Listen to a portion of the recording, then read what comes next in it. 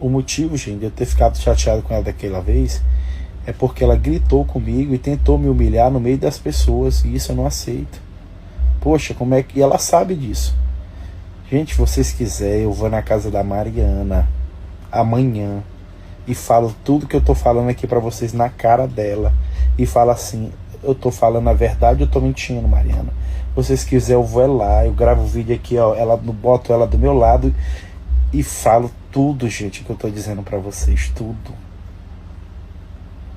Eu tô jurando pela minha vida que eu faço isso. Entendeu? E nesse dia ela humilhou eu e o Braga. O Braga sabe. Pergunta pro Braga, gente. Pro Braguinha, ele vai dizer isso pra vocês.